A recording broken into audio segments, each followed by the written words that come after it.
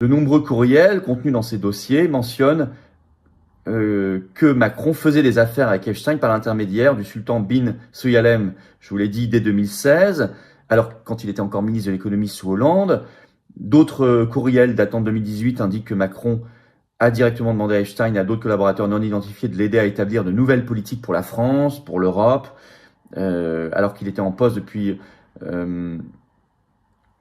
alors qu'il était en poste durant les premières années de son premier mandat de président. Donc ça, en 2018, il venait d'être élu, c'était 2017-2018. Et Epstein servait manifestement d'intermédiaire pour établir des contacts entre les hommes d'affaires américains et Macron ou son gouvernement, en dehors manifestement des canaux officiels. Voilà.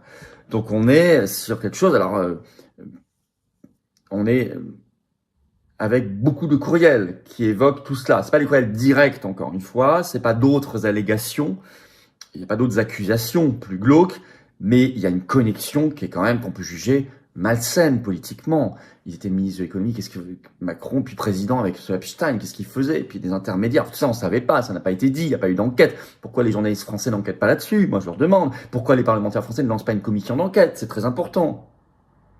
Maintenant,